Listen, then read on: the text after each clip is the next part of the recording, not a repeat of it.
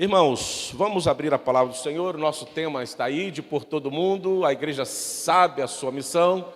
Marcos 16, 15. Evangelho de Marcos 16, 15.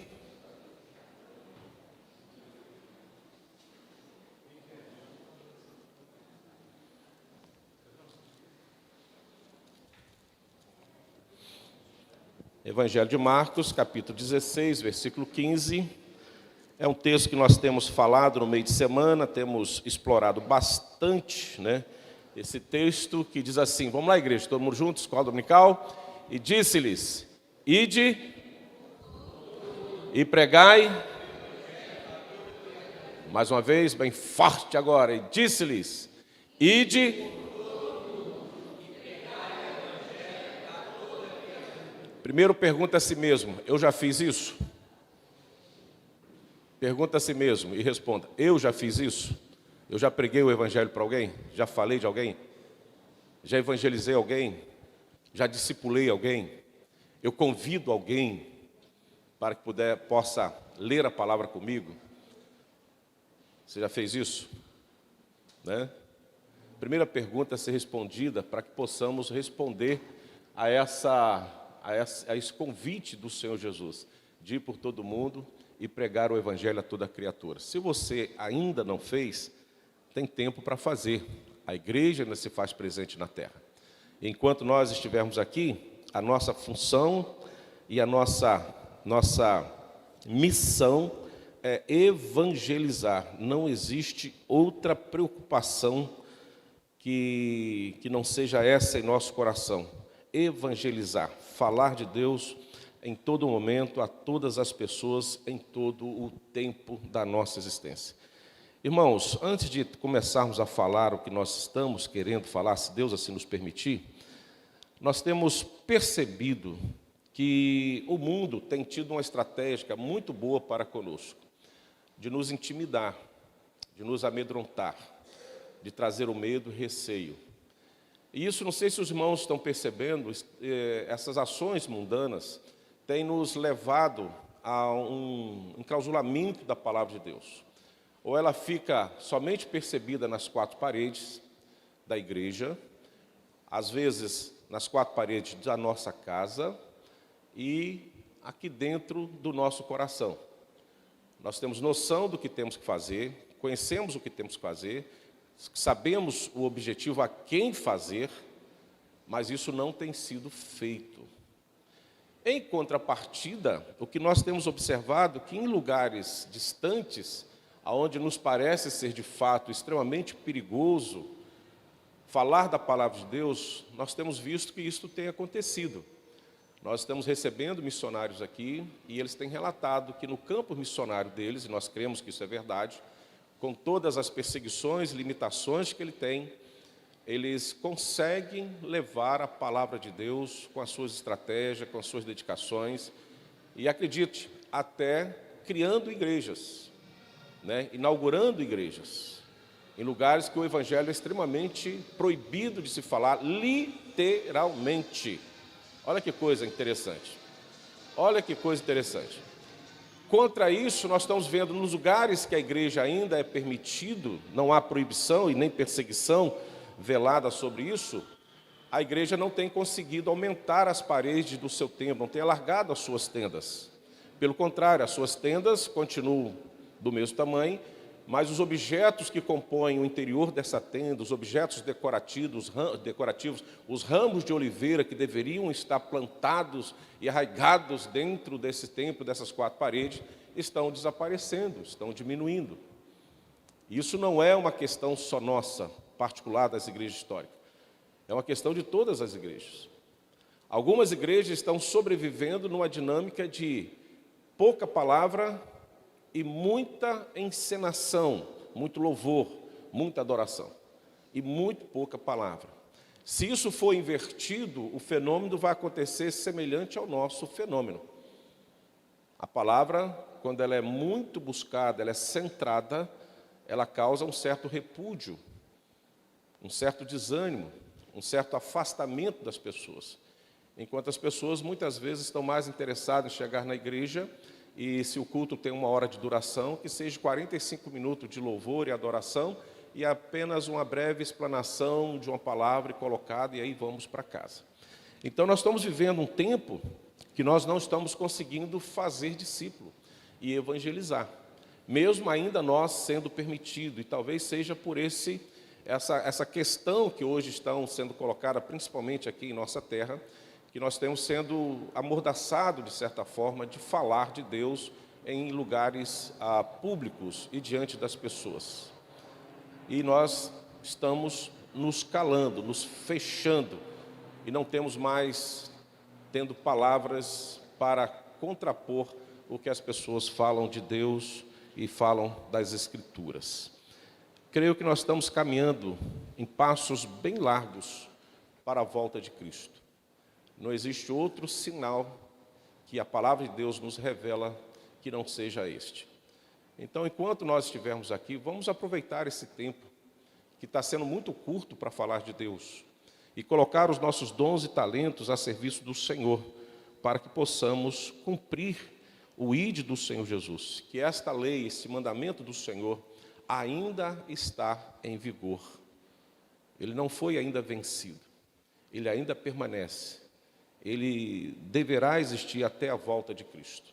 Somente depois da volta de Cristo que o ide do Senhor Jesus não será mais necessário praticar, e nós não estaremos mais pecando na nossa omissão de fazer o ide. Pelo contrário, estaremos experimentando a consequência do ide, em primeiro lugar, quando atingiu o meu coração, através da palavra de alguém, e estaremos também nos confraternizando e nos alegrando com aqueles que foram atingidos pelo ide, através da nossa mensagem, do nosso testemunho, enquanto aqui na terra, para todo sempre.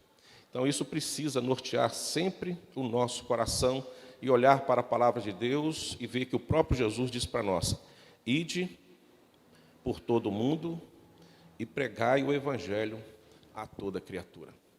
Eu fico pensando se o Senhor Jesus estivesse aqui conosco hoje na escola dominical e falasse essa frase para nós e dissesse assim: no próximo domingo eu estarei aqui, eu quero o relatório de vocês a respeito do que vocês fizeram para com esta missão que eu deixo nas suas mãos. Quantos são professores aqui que dão aula na escola pública? Quantos? Ninguém mais? O Luciano e tal, a minha irmã, esqueci o nome, mas já sei quem é. Isso. Vocês, quando dão uma lição, Carlinhos já deu aula também, Carlinhos? Sabia, não? Hã? Deu aula no Senai? Ah, que bom.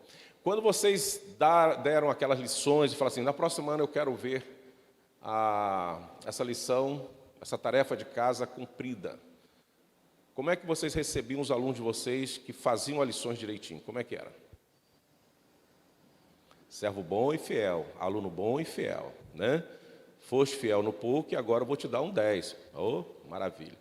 Aí chega um aluno, não fez. E geralmente tem o quê? Uma justificativa.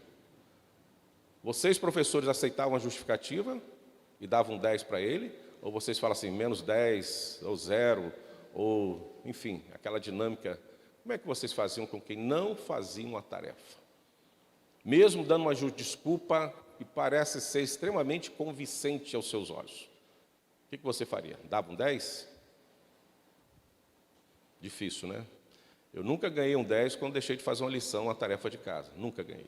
Nenhum professor me presenteou. Ah, que bonzinho, que pena. Ô dó, você não teve tempo, você jogou muita bola, né? Você trabalhou muito essa semana.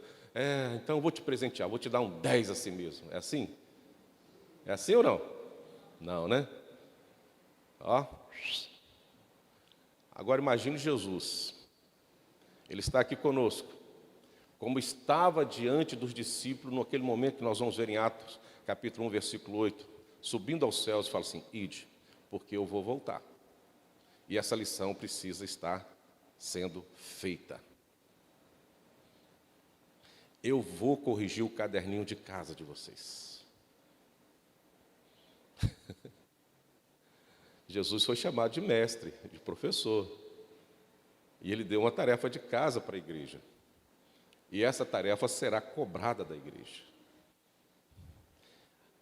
E aí? Como está o nosso caderninho de tarefa do ID, das missões? para apresentar ao Senhor Jesus no dia da sua volta. Nós precisamos refletir sobre isso. E aí eu quero partir para o segundo texto, Atos 1, de 7 a 9, nosso tema é Ide por todo mundo, a igreja sabe a sua missão. E se você olhar os 4 evangelhos, você vai ver isso ali, bem pontuado pelo Senhor Jesus, bem claro, ele deixou isso em todos os evangelhos e não deixou dúvida para nós. Então, por isso que o tema é a igreja sabe a sua missão, não tem como desconhecer a sua missão. E além do evangelho, o Senhor Jesus também, falando, e aqui Lucas registra no livro de Atos, capítulo 1, do versículo 7 ao 11, o que está escrito: respondeu-lhe, não vos compete, primeiro, conhecer tempos ou épocas que o Pai reservou pela sua exclusiva autoridade. Então, a primeira observação é que os discípulos, as pessoas que estavam vendo ao Senhor Jesus subir aos céus, já estava preocupado com a sua volta. Nem um segundo, ou seja, ele nem tinha ainda subido e alguém já tinha falado, o senhor vai voltar quando? Imagine essa. Vai voltar quando? Então nós já temos essa preocupação, eles tinham essa preocupação. Então Jesus responde, não vos compete conhecer, não há épocas para isso, mas eu vou voltar, Mas recebereis, calma aí, vocês vão ficar aí na terra, mas algo vai acontecer para que vocês não fiquem sozinhos. Mas recebereis poder ao descer sobre vós o Espírito Santo, ou seja, benção. Essa primeira parte é só alegria, o Espírito Santo está conosco, não há dúvida nisso.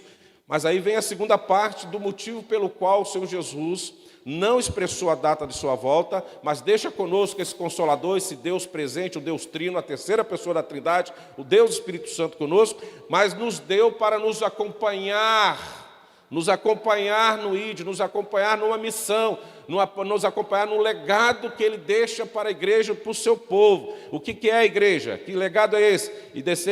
Ao descer sobre vós o Espírito Santo, o que vai acontecer? E sereis o quê? Aonde?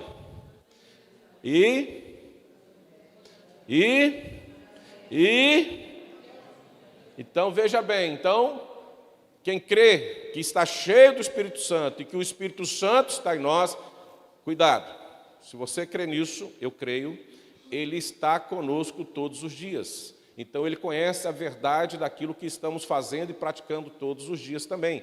Mas Ele está em nós por um objetivo, para o ID, para a pregação, para o desenvolver do Evangelho em todos os cantos da terra.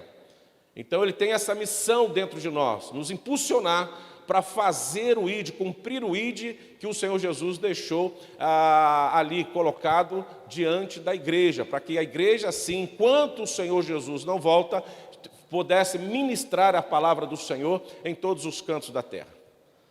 Então ninguém melhor do que testemunha ocular, pessoal, interna, seja lá como nós vamos conceituar isso, do que o Espírito Santo sobre as nossas atividades missionárias, sobre o que estamos fazendo dentro do templo, fora do templo, durante a nossa existência. Ninguém melhor do que Ele.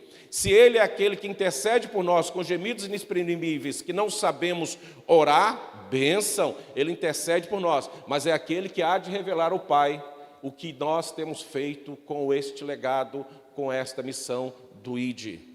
Se estamos cumprindo mesmo de fato, e até mesmo quando nós oramos tentando justificar diante de Deus o porquê não fazemos, é Ele que intercede e explica direitinho ao Pai o porquê, a verdade, porquê não estamos fazendo e cumprindo o ID do Senhor Jesus. Muitas vezes interpretamos o Espírito Santo somente quando a sua função é nos favorecer, nos defender, interceder e orar ao Pai, justificando aquilo que realmente precisamos para a nossa existência. Mas o Espírito Santo também está como juízo diante das nossas atuações na face da terra, em decorrência da obediência ou não da palavra de Deus, em relação aos mandamentos que o Pai deixou conosco. É Ele que intercede. Então o Espírito Santo não tem somente uma via, é mão dupla, ele vai e volta, ele leva e traz, e ele é extremamente verdadeiro e sincero diante do Pai, para dizer diante da sua função em nós, do que realmente estamos fazendo com a palavra de Deus, com a observância do ID, da obediência ao ID, não somente nas nossas necessidades para a nossa existência, mas também na nossa prática da nossa palavra. A igreja sabe a sua missão. Isso é bem clara na palavra de Deus. Então, o Senhor Jesus está dizendo, o Espírito Santo virá sobre vós, sobre nós, sobre a igreja, e seremos testemunhas. Então, dita essas palavras, foi Jesus elevado às alturas, à vista deles, ou seja, houve testemunhas oculares desse momento especial, ali com os discípulos, com a igreja, Jesus está subindo, e uma nuvem o encobriu dos seus olhos. Aí, olha o que acontece, e estando eles com os olhos fitos no céu, e quando Jesus subia, eis que 2 varões vestidos, ou seja, anjos de branco, se puseram ao lado deles, ou seja, ao lado da igreja, e mais uma vez reforça o que acontece lá no versículo 16, no versículo 7. Respondeu-lhe, não vos compete conhecer tempos ou época que o Pai reservou pela sua exclusiva autoridade, ou seja, alguém preocupado com a sua volta já antes mesmo dele subir aos céus. Mas aí esses varões que estavam ali, vestidos de branco, se puseram ao lado deles e disse, varões galileus, por que estáis olhando para as alturas? Ou, eu entendo isso já como se já é hora de pregar. Já é hora de ir, já é hora de fazer a vontade de Deus. Não podem ficar aqui contemplando a subida dos céus, subida aos céus do Senhor Jesus. A missão é urgente, não foi dada a ordem, não foi dado a vontade do Pai para conosco, para a igreja. Então, por que vocês estão olhando para os céus, para as alturas? Perguntou a eles. Aí ele reforça, esse Jesus que dentre vós foi assunto aos céus, virá do modo como o viste subir. Então aqueles homens vestidos de branco, diz a igreja, vá pregar, ide, porque este que está subindo irá descer da mesma forma, porque ele vive. E já estamos perdendo tempo de fazer o ide, olhando, contemplando os céus. Que lindo Jesus subir, olha as nuvens, que coisa maravilhosa. Olha como eu sou privilegiado, abençoado, por ver Jesus subir aos céus. E o anjo fala, opa, pode parar com isso tudo aí, vai pregar, porque ele vai voltar. Ele vai retornar. E nós precisamos estar realizando a vontade de Deus. Então a igreja sabe que a proclamação do Evangelho, irmãos, é a nossa missão. É missão nossa. É assim que a palavra de Deus registra. Porém, nunca é demais nós lembrarmos as palavras daquele que tem convocado o seu povo para esta sublime, tão grande importância tarefa que é evangelizar, que é levar as boas novas de salvação ao coração daquele que precisa ser resgatado. Então nós vamos ver Marcos, o evangelista, escreve em seu evangelho as palavras do Senhor, literalmente, desse modo, ele um modo direto, um modo assim enfático, um modo assim extremamente objetivo, sem delongas, sem nenhuma explicação, além daquilo que nós precisamos conhecer. Então ele registra que Jesus dirigiu-se aos seus discípulos desta forma que nós estamos de forma exaustiva, lembrando a igreja nesse mês, ide por todo mundo e pregai o evangelho a toda criatura. Então, no momento pelo qual nós aceitamos o Senhor Jesus, Ele fez e faz a sua obra regeneradora no nosso coração. No momento que nós confessamos o nosso pecado, arrependemos do nosso pecado, e uma vez nos tornamos novas criaturas no Senhor Jesus, uma vez que professamos a nossa fé diante de Deus e dos homens, uma vez que somos batizados, uma vez que pertencemos a esse grupo seleto, que é a igreja do Deus vivo na face da terra, algo nós já sabemos e conhecemos e temos que fazer, que é o ide, que é pregar, que é evangelizar. Então, o momento que nós fomos atingidos por esta graça redentora e salvadora do Senhor Jesus em nosso coração, a primeira coisa que vem em nosso coração é saber que eu agora sou um comissionado a pregar o Evangelho de Cristo em todo e qualquer momento da nossa existência. Não teremos como dizer para Cristo, eu não sabia. Não teremos como dizer no dia da volta do Senhor, olha, eu não tinha conhecimento disso, não fui alertado para esta obrigação, para com esse dever. Mas é isso que nós precisamos saber. E é isso que a palavra de Deus, de forma exaustiva, nos evangelhos, também no livro de Atos, nos apresenta logo no início do livro de Atos, logo no primeiro capítulo, nós vamos estudar a história da igreja primitiva, e o evangelho nos orienta nos últimos capítulos, nos últimos versículos, no final, ali no momento derradeiro da caminhada do Senhor Jesus aqui, e na transição da implantação da igreja terrena do Senhor Jesus, essas verdades ficam pairando em nosso coração. No momento que Cristo se prepara a subir aos céus, e no momento que a igreja é inaugurada, o evangelho é inaugurado através da ação do Espírito Santo, naqueles que caminharam com o Senhor Jesus, e após aqueles que ouviram a palavra, o evangelho, e se curvaram diante dele, a igreja precisa dar continuidade. É assim que faz com que a igreja se torne viva, eficaz, eficiente, e que ela pode dizer que está combatendo o seu bom combate, e ela tem fé que vai completar a sua carreira, e pela fé ela vai conquistar vidas, e assim nós vamos caminhar na obediência do Senhor Jesus. Ide por todo o mundo e pregai o evangelho a toda criatura. Então, irmãos, se nós estivermos certo, através dos tempos, dos séculos, do milênio, essa missão foi dada para nós aproximadamente há 2022 anos atrás. Aproximadamente é isso. 2022 anos, essas palavras foram proferidas à igreja. Este legado foi entregue nas mãos da igreja.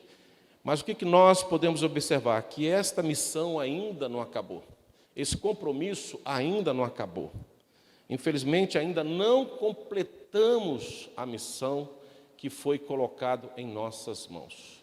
Podemos dizer que, ao invés de estarmos caminhando em passos largos, rumo à volta de Cristo, pregando e anunciando, podemos dizer que nossos passos estão sendo extremamente moderados, pequenos, minúsculos, diante da urgência e da necessidade da proclamação do Evangelho. Por isso eu creio, na minha visão, uma opinião pessoal, é que nós estamos extremamente atrasados para cumprir o ID do Senhor Jesus. 2022 anos, e a igreja ainda não conseguiu completar essa história. Se eu não mencionar mais lá na frente, devido ao tempo, e os irmãos sabem que eu não tenho nenhuma preocupação em terminar o estudo, porque os nossos tópicos são fechados, então de um tópico para outro não há necessidade, outro momento a gente fala. Mas se nós voltarmos um pouquinho lá no livro de Atos e conhecermos um pouquinho apenas um dos apóstolos que nós destacamos, que é Paulo, nós vamos ver que após a sua conversão, ele vai realizar, além da evangelização em Jerusalém, Samaria, na Judéia, ele vai fazer 3 viagens missionárias, da Ásia a Roma, à Europa. Um homem só. Um homem só. Por isso que ele é conhecido como a referência maior da evangelização, do ID. Ele não se omitiu em fazer e cumprir o ID. Agora imagine fazer o ID naquela época, que a maioria das vezes você caminhava, a maioria das vezes você tinha que pegar um navio, a maioria das vezes você tinha extremas dificuldades e ainda perseguições. Paulo, por exemplo, ele foi espancado e dado como morto. O que salvou Paulo foi que ele se faleceu de tal forma que os seus algozes, olhando, falaram assim: está morto, deixa para lá. Só que não estava. Então, se nós hoje temos também a primeira motivação, quem sabe, de não conseguirmos praticar o ID, nós vamos ver que Paulo também tinha isso. Não somente quando ele se converte, mas ele também era um daqueles que perseguiam antes da sua conversão. Então, se nós olharmos a história, nós vamos ver que nós não estamos muito diferente do que sempre foi a perseguição à igreja e as dificuldades da evangelização. Mas um homem só conseguiu fazer com que o evangelho prosperasse de forma tremenda, a ponto de lá no final ser preso e morto. E se nós formos mencionar André, se nós formos mencionar tantos outros discípulos que operaram e pregaram e evangelizaram, espalhados pelos cantos da terra, nós vamos ver que cabalmente eles cumpriram o ID naquele primeiro momento. Mas com o tempo o id foi se deixando-se de lado. E se a igreja continuasse na mesma pegada dos apóstolos, acredito que nossa geração não teríamos existido aqui na terra. E já estaríamos tranquilamente na perfeita configuração daqueles que estão nos céus, da parte de Deus. Porque a volta de Cristo já teria acontecido já há algum tempo. Mas creio que por nossa omissão, muitas vezes, o Evangelho ainda não atingiu os seus objetivos, então ainda não alcançamos a plenitude dele, que é a volta de Cristo Jesus. Então, nós estamos extremamente atrasados com esse ídio, com esta missão que é pregar o Evangelho. Então, o Senhor Jesus confiou essa tarefa a nós. Não tem como você transferir isso, terceirizar. Confiou à igreja. Mas nós, muitas vezes, nos parece que temos deixado de lado e não temos priorizado a evangelização.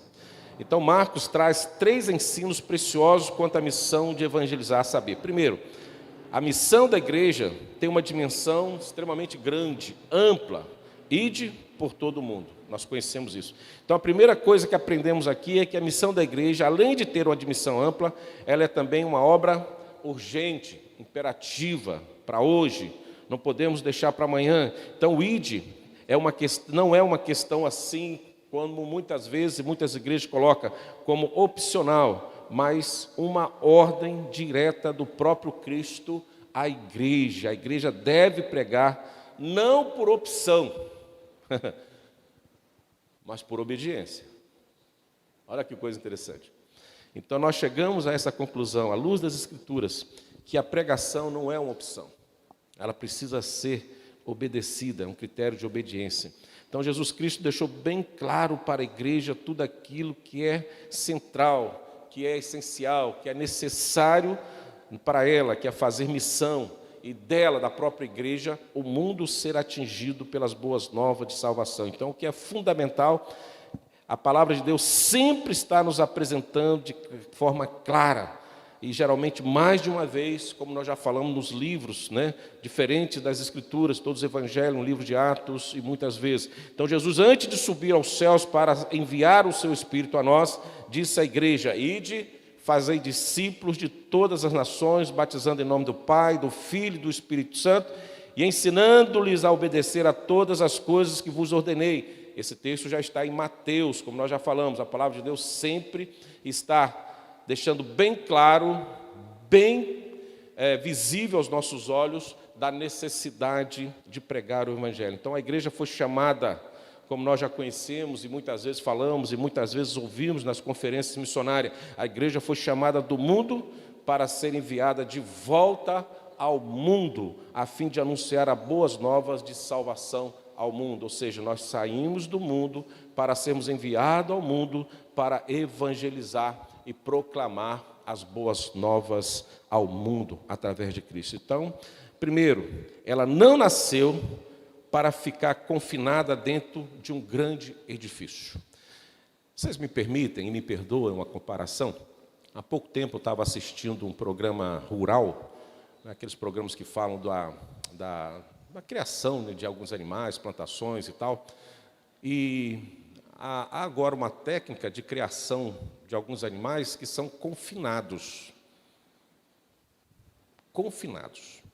Então, ao invés de serem largados no pasto, agora eles preferem criar mais confinados. Você sabe por quê?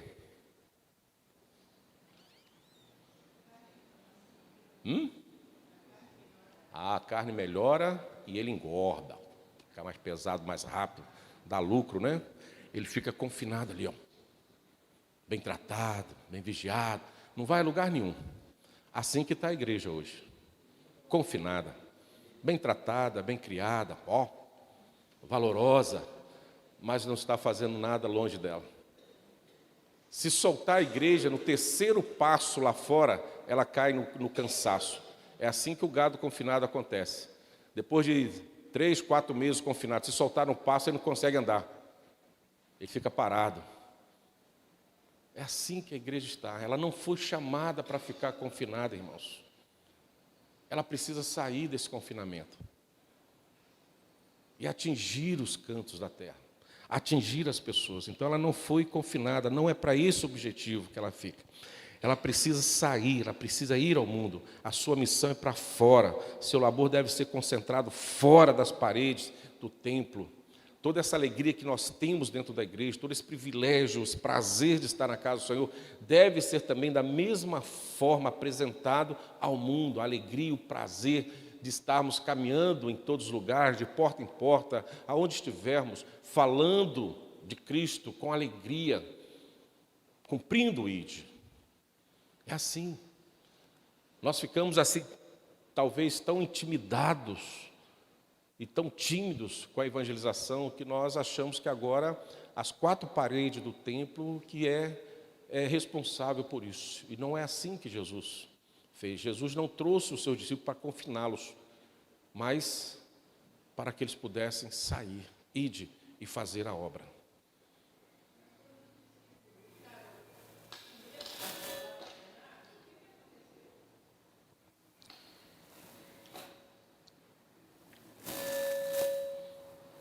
Pode falar, minha irmã, eu não estou ouvindo.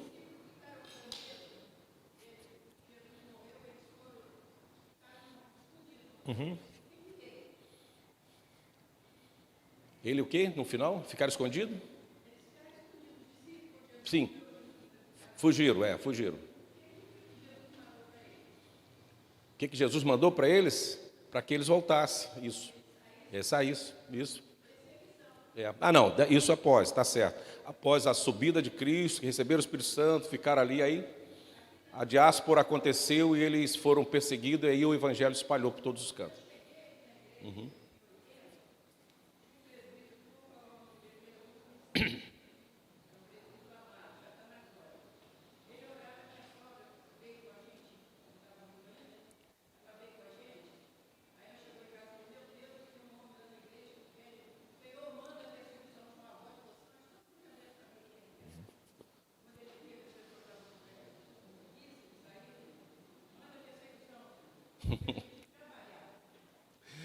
Talvez seja a nossa oração, né? Para que Deus possa perseguir a igreja, mas só que a gente entende que, de certa forma, ela está sendo perseguida e ela não está reagindo. Esse é o grande problema, né? A perseguição, no primeiro momento, fez com que ela avançasse e agora as perseguições a está fazendo retrair. É um processo que a igreja precisa, talvez, atentar para que ela possa se revitalizar, reavivar e voltar às práticas que antes ela fazia com excelência. Então, o seu campo de atuação, irmãos, alguém já dizia no passado, eu não consegui descobrir de quem é essa frase, mas não é minha, o campo de atuação da igreja não é a catedral, mas o mundo. Então, é daqui para fora, não pode ser diferente. Porque quando nós lemos o texto de Atos 1:8, olha que coisa interessante.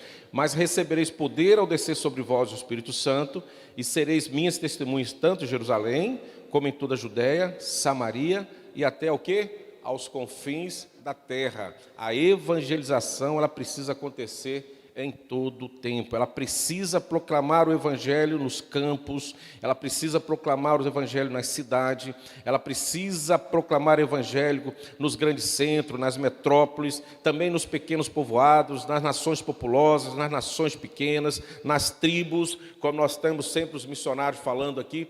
Ela precisa estar fazendo e cumprindo o ID. Assim fazendo, Deus acrescenta a cada dia aqueles que hão de ser salvos pela ministração da palavra de Deus, do Evangelho que está em nossas mãos, aqueles que precisam ser atingidos. Então, nós precisamos perceber esta urgência e perceber que precisamos praticar a palavra de Deus em tempo oportuno. Também aprendemos, à luz de Marcos, ide por todo mundo e pregar o Evangelho. A missão da igreja tem um conteúdo exclusivo.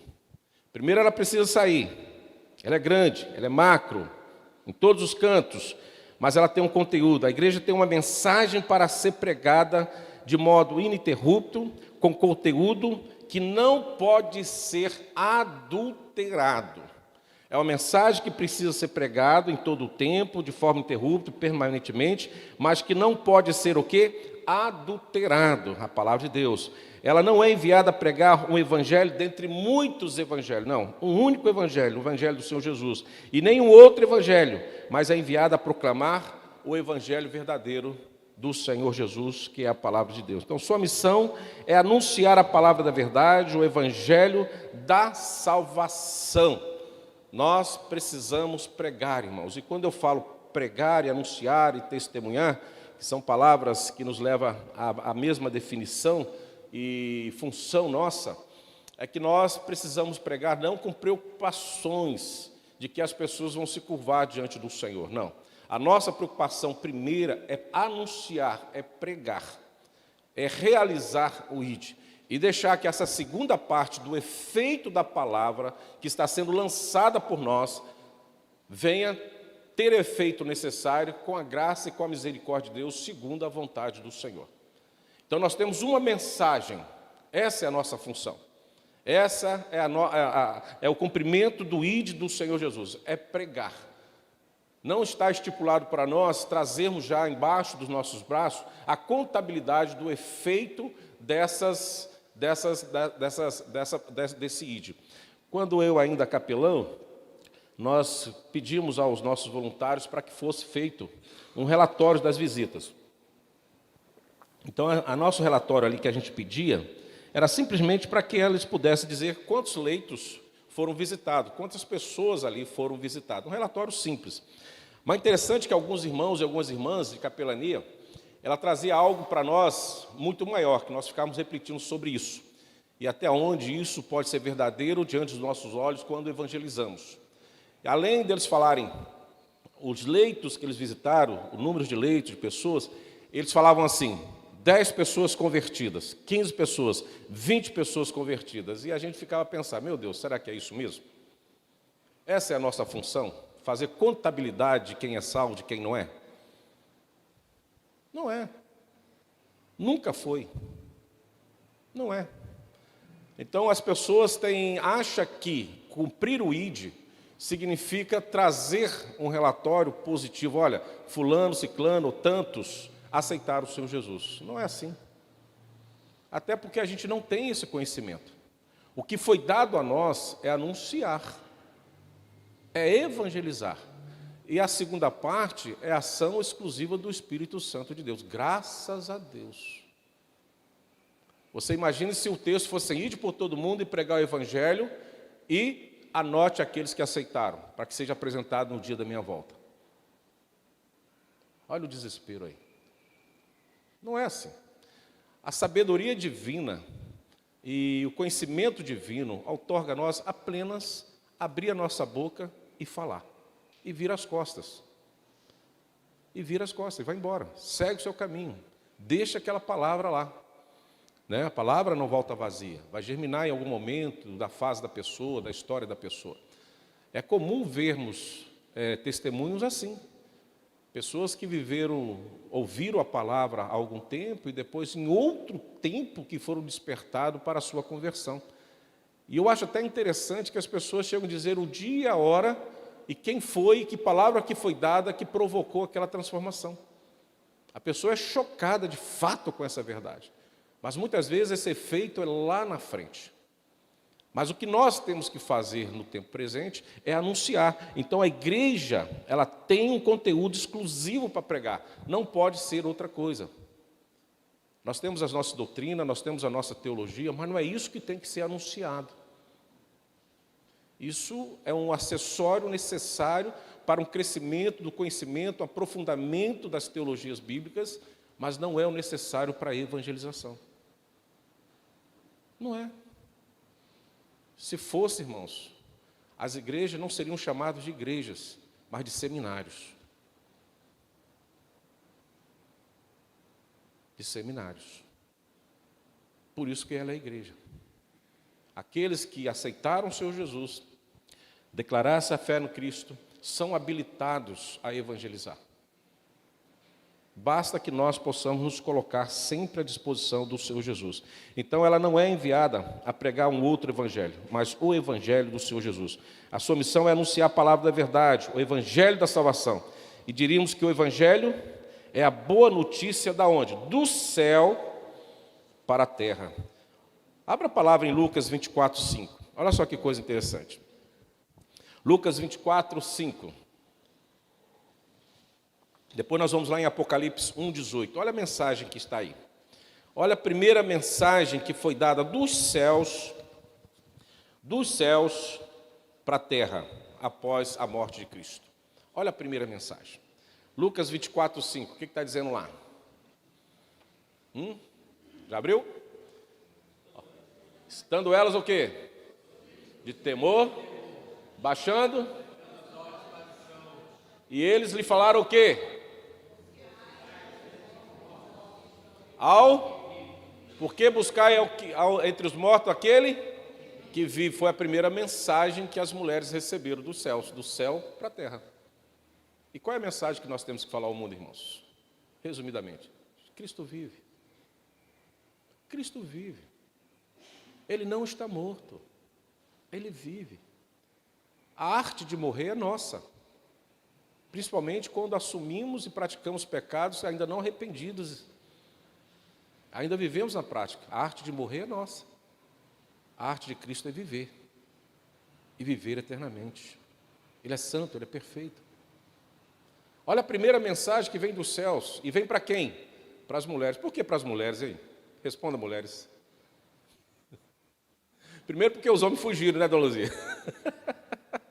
Cadê os homens? Fui pescar. Coisa de homem mesmo, né? Vamos pescar.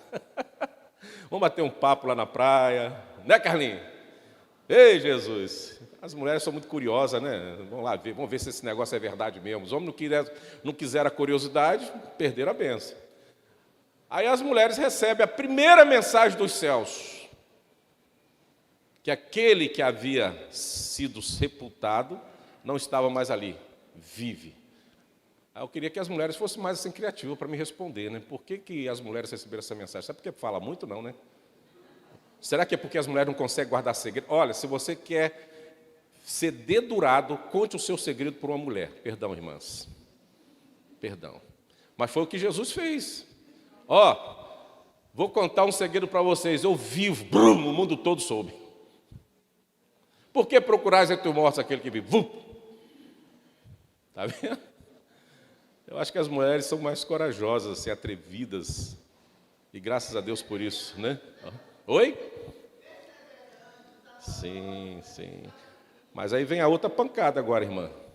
A quem muito é dado, muito é cobrado. Então, se Deus deu essa missão para vocês, continue falando, viu? Oi? Delma é muito inteligente, né, Delma? 57 anos de casada, ela tem autoridade para falar isso, que é mais inteligente que o homem. É ou não é? Delminha, filósofa. É isso mesmo, graças a Deus. Mas as mulheres precisam ter essa atenção também, que quem muito é dado, muito é cobrado. Então, a primeira mensagem dos céus, as mulheres ouviram que o Senhor Jesus estava vivo. Então, irmãs, não esqueçam de anunciar, hein? Continue falando, porque aquelas mulheres que receberam, foram e enviaram.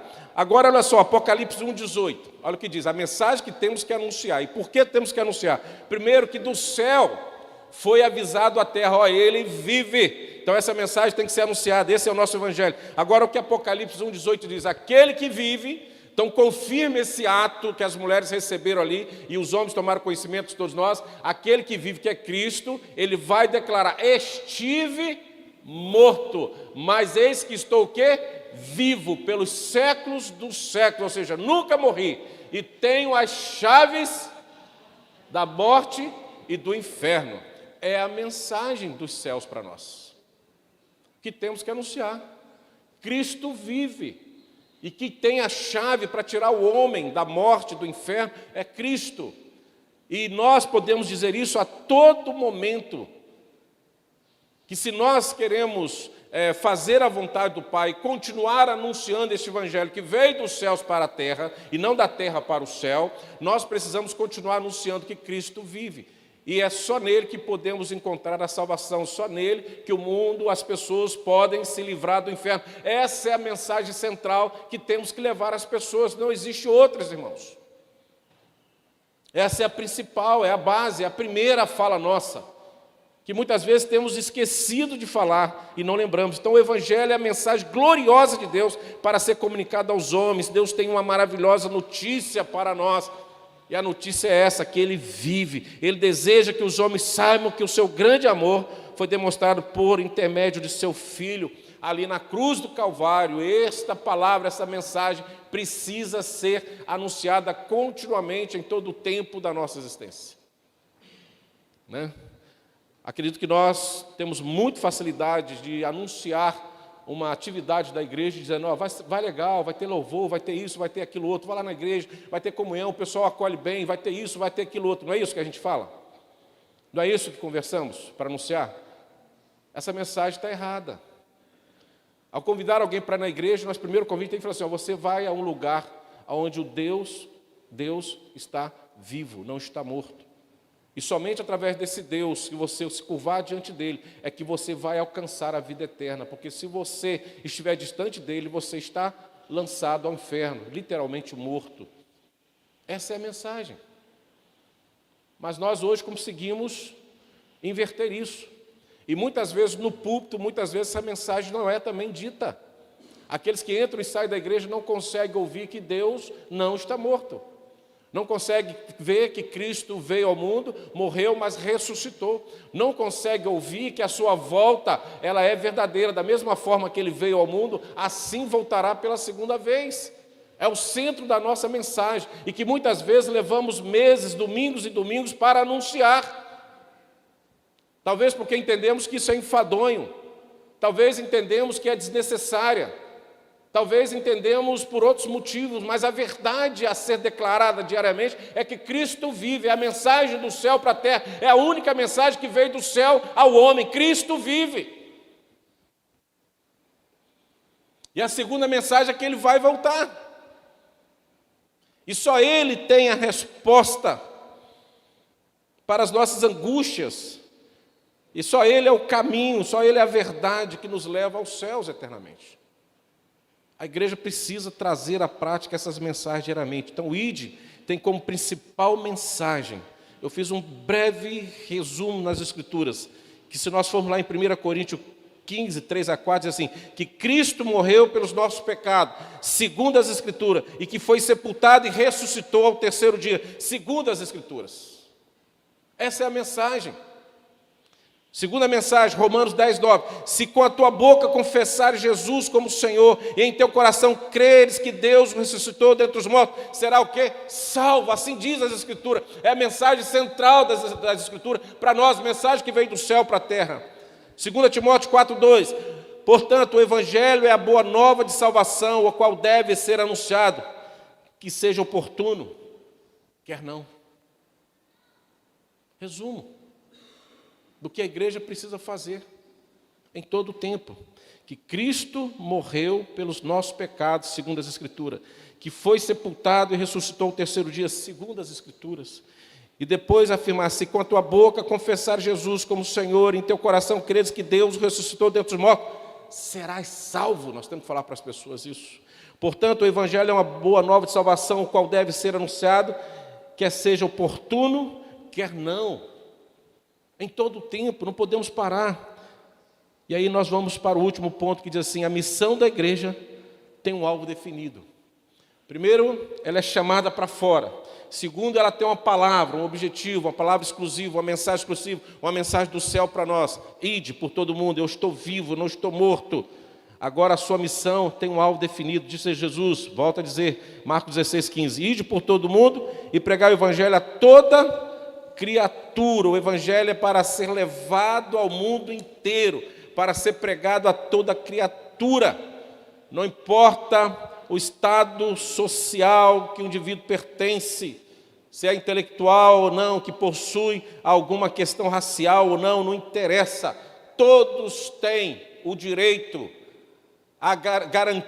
garantido pela palavra, de ouvir a palavra de Deus. Não há exclusão de Deus ao alvo a ser perseguido pela igreja para falar que Cristo vive, para falar que as pessoas precisam arrepender dos seus pecados, para falar que nele há salvação. Todas as pessoas, independente do seu credo religioso, independente da sua questão racial, independente do seu país, da sua tribo, independente da prática do seu pecado, ele precisa ouvir que Jesus vive e ele precisa arrepender do seu pecado. Crendo nele, ele será salvo. Ou seja, o evangelho é amplo, como nós já falamos. Ninguém pode ser excluído, irmãos. Ninguém pode ser excluído do alvo do evangelho. Nós temos assim, talvez de forma imperceptível, assim não é a palavra, o conceito não é mais adequada, mas seria assim, uma forma de definir quem pode ser alcançado, quem não pode. Então a gente vê às vezes uma pessoa bem vestida, trajada, bem sucedida na vida, esse aí daria um perfeito crente. Aí a gente olha uma pessoa mal vestido, maltrapilho, em situação de rua, esse aí tem muitos vícios, tem muitos podres, tem muitas doenças, isso aí não vai ser crente. Aí eu não prego.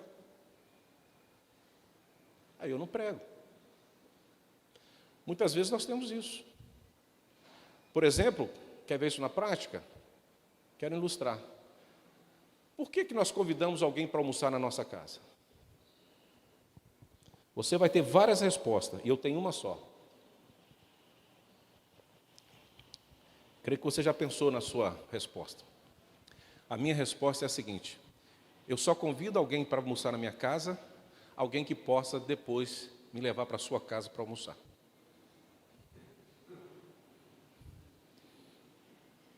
A Delminha falou alguma coisa inteligente para você aí? Você já parou para pensar nisso? Quantas pessoas já entrou na sua casa para almoçar que não pode lhe dar um almoço depois? Que você teve coragem de falar, almoça comigo domingo.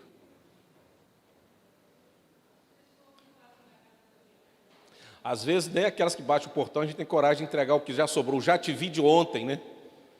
Para aquela pessoa que está batendo na nossa porta. Imagina entrar.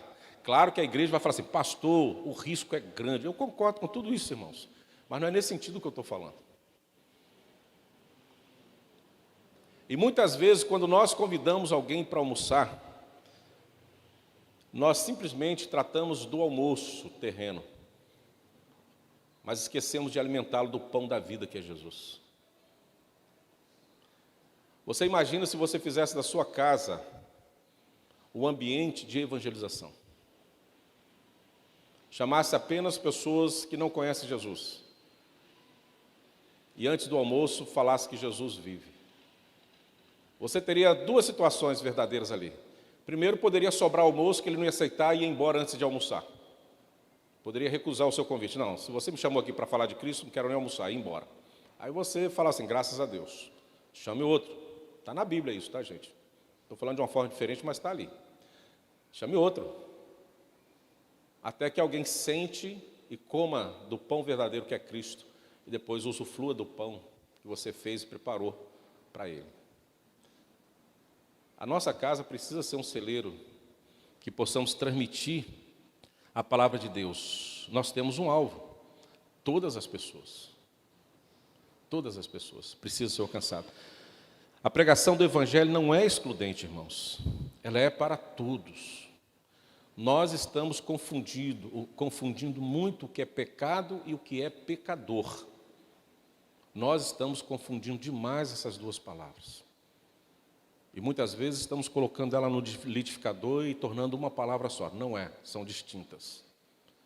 Pecado é algo abominável a Deus, independente de quem pratica. Da cor, do sexo, da raça, do poder intelectual, financeiro. Pecado é pecado abominável, são abominações a olhos de Deus. É errar, é andar na contramão de Deus, é errar nas Escrituras. Isso é pecado. Pecador são todos aqueles pelo qual são alvo de Cristo, aonde ele exercitou isso na cruz. Nós precisamos distinguir isso. Então, abominável e odiado por Deus, pecado, morte. Pecador amado, desejado, precisa ser buscado. Precisa ser alcançado. Foi por isso que Jesus morreu. Vamos lembrar de um texto? Sendo nós ainda pecadores. Nós. Então, a minha alegria hoje, que eu possa entrar no mérito, que eu fui atingido por Deus, sendo eu ainda pecador. Deus não esperou eu mudar a minha categoria de vida espiritual na terra. Ele antecipou a isso pela sua graça, pela sua misericórdia, pela sua soberania, atingiu o meu coração com isso, continuo sendo pecador, regenerado por Ele, amado por Ele, atingido por Ele. Nós precisamos diferenciar essas coisas. Aonde existe o pecado, ali é um campo missionário que a palavra de Deus precisa ser levada e atingida. Independente de que pecado é. Independente do que a pessoa fez ou deixou de fazer. Mas nós temos nossas dificuldades de pregar. Nós temos a nossa ação seletiva ao pregar. E muitas vezes excluímos aqueles que deveriam ouvir. Eu volto à parábola do Senhor Jesus, do rico e de Lázaro. Talvez se nós estivéssemos vivendo no contexto da parábola, nós teríamos um prazer muito grande de atender o convite do palácio do rico para almoçar e ceiar com ele, e talvez, quem sabe, tendo uma brechinha, falar de Cristo, uma oraçãozinha, né, que hoje é moda. Ah, o pastor está aí, pastor, vem aqui, faz uma oraçãozinha. É o que nós fazemos quando vamos em algum evento, até de aniversário de filhos nossos também. Hoje se traduz em oraçãozinha. O pastor faz a oraçãozinha, o irmãozinho faz a oraçãozinha. Vamos orar antes do parabéns? Vamos orar, então. Aqueles amigos, parentes, que sequer recebem a palavra de salvação em alguma festa, né? É mais fácil hoje nós pregarmos num funeral do que num aniversário. Essa é a verdade da igreja nos dias de hoje. Toda igreja é assim. Todas elas. Todas elas. Não tem nenhuma que é diferente, né? Então, a gente fica nessa base excludente, né, de excluir as pessoas. E se nós estivéssemos ali, talvez entrávamos no palácio lá do rico, ceiava com ele, se tivesse dado uma oportunidade, nós faríamos uma oraçãozinha. Ao sair daquele palácio, iríamos olhar Lázaro caído lá, e falar assim, meu Deus, esse cara não tem nada para fazer na vida, fica caindo aqui, está sujando a porta do rico, olha só, não tem vergonha não, vai desvalorizar o imóvel do rico, olha só que coisa ridícula, está aí. Só que a morte chegou para os dois no mesmo dia. E um foi para o palácio do céu, e outro foi para o calabouço do inferno. A quem nós estamos direcionando a palavra, irmãos? Todos precisam ser alvo da palavra de Deus. Todos, em todo momento. Ide. Ninguém deve ser esquecido. Toda criatura deve ser informada das boas novas de nova salvação, do incomparável amor de Deus. O mesmo amor que atingiu a mim, atingiu você, precisa também ser levado às outras pessoas. Quando a mão de Deus resgata a nossa vida da perdição, imediatamente recebemos o pleno perdão, e aí ganhamos o passaporte permanente, e nos tornamos cidadãos, recebemos a cidadania celestial. Olha que bênção. Olha que bênção. Quando a mão de Deus resgata a nossa vida da perdição, imediatamente recebemos o pleno perdão. E aí nós adquirimos esse passaporte permanente, adquirimos cidadania celestial, irmãos. É isso que temos que ter em nosso coração, essa convicção, e anunciar isso para que outros também recebam essa cidadania celestial. Então eu quero caminhar para terminar dizendo assim, o nosso objetivo, primeiro, resgatar aqueles que o Senhor comissionou. Existem pessoas que o Senhor comissionou aí fora que precisam ser resgatadas, mas só vai ser resgatado através do nosso testemunho, da palavra, da evangelização. Se não houver quem fale isso, a Bíblia já declara, não há como as pessoas serem salvas, irmãos. E quem precisa ser salvo, precisa ouvir. E ouvir da igreja que o Senhor chamou e comissionou para falar. É nós. Resgatar aqueles que o Senhor comissionou. Tem um monte por aí. Mas a igreja precisa ir lá falar. Resgatando, para onde vamos? Há uma viagem gostosa. É uma viagem prazerosa, é uma viagem segura. E eu retrato muito quando eu penso no céu, ou antes de chegar no céu, eu sei que eu tenho o último inimigo a ser vencido, que é a morte. E sei que muitas vezes eu ando pelo vale da sombra da morte. Por isso que muitas vezes eu lembro do grande rei Davi no Salmo 23. Ainda que eu ande pelo vale da sombra da morte, não temerei mal algum, porque tu estás comigo. Então a minha caminhada aos céus é uma caminhada segura, em meio aos perigos. aos tormentos, aos desertos, às dificuldades, mas é uma caminhada segura, irmãos. Eu não sou muito chegado a avião, mas tem muita gente aqui que gosta de viagem, né? Eu gosto de 4 rodas, Carlinhos, porque quando dá um barulhinho, eu paro no acostamento e vejo o que está acontecendo. Agora, lá no céu, quando dá um barulhinho no avião, eu fico pensando, e agora, onde ele vai estacionar para ver isso? Qual a nuvem? Não tem. Mas eu gosto, porque a nossa viagem é assim, ela é segura. Mesmo com os barulhinhos, as turbulências, sabe aquelas turbulências? De repente, você chega a transpirar. Assim é a caminhada cristã, tem algumas turbulências, mas eu olho para o lado e vejo, ainda que eu ande pelo vale da sombra da morte, não temo, eu continuo ali no avião, eu continuo no carro, porque Ele está cuidando de mim. Então a viagem aos céus, que a igreja anuncia, uma viagem segura, não há como a pessoa errar o caminho, errar o alvo. Então é uma jornada segura. Deus salvou-nos para morar no céu, na sua glória. Atos 1:7 respondeu-lhes: não vos compete conhecer tempos ou época que o Pai reservou pela sua exclusiva autoridade. Aí o Atos 1:11, varões galileus, porque estáis olhando para as alturas? Esse Jesus que dentre vós foi assunto aos céus, virá do modo como viste subir. Então, todavia, enquanto não chegar o dia da partida, temos uma missão, ou seja, a realizar, a cumprir, o ide do Senhor Jesus. Porque eu já sei o ponto final da minha viagem, eu já sei que isso vai acontecer, mas enquanto isso não acontece, eu preciso evangelizar. Então eu tenho uma certeza de que minha viagem é segura, mas eu preciso ter a certeza também que anunciar e desejar que as pessoas adquirem esse passaporte também é algo que eu preciso fazer enquanto a minha viagem não termina. Enquanto eu não caminho todo o caminho que eu tenho que fazer neste mundo. Então, todavia, quando não chegar o dia da partida, nós temos essa missão. Então você foi salvo, nós somos salvos para morar com Deus. Porém, enquanto a sua mudança não ocorre, ou seja, enquanto eu não levo a minha mudança para o céu, eu preciso anunciar. Então você é deixado aqui na terra, nós somos deixados aqui na terra para sermos testemunhas vivas do grande amor de Deus. Não existe outro objetivo por qual nós estamos aqui na terra, irmãos. Nós fomos salvos para a glória celeste, mas também é verdade que fomos salvos para ser pregadores do Evangelho. Fomos salvos para a glória eterna, mas fomos salvos para pregar a palavra de Deus. Ide, recebereis poder, pregue, anuncie. Portanto, a missão de evangelizar é uma tarefa minha, é uma tarefa sua, é nossa, é da igreja, é um dever nosso, é uma responsabilidade nossa, de todos, de todos.